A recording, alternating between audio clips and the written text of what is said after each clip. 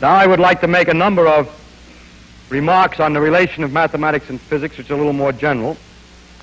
The first is that the mathematicians only are dealing with the structure of the reasoning.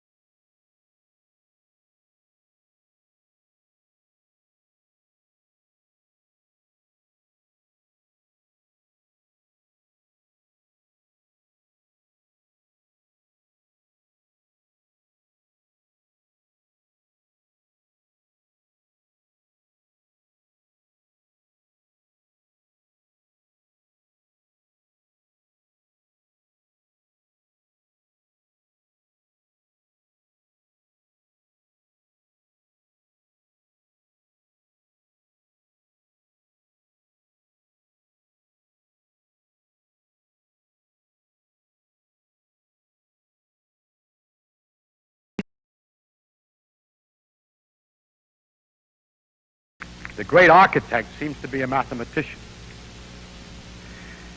And for you who don't know mathematics,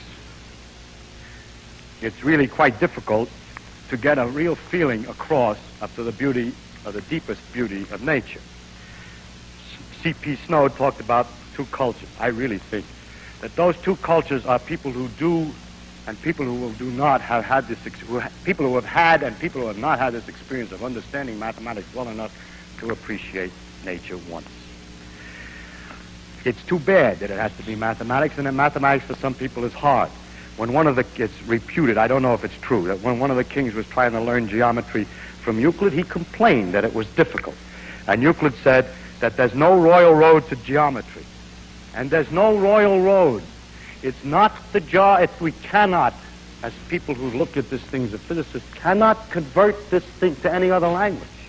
You have, if you want to discuss nature, to learn about nature and to appreciate nature, it's necessary to find out the language that she speaks in. She offers her information only in one form. We are not so unhumble as to say, demand that she change before we pay any attention. It seems to me that it's like all the intellectual arguments that you can make would not in any way, or very, very little, will communicate to deaf ears what music, the experience of music really is.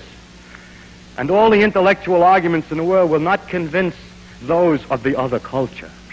The philosophers who try to teach you by telling you qualitatively about this thing. Me, who's trying to describe it to you, which is not getting across because it's impossible. We're talking to deaf ears. And it's perhaps that the horizons are limited, which permit such people to imagine that the center of the universe of interest is man.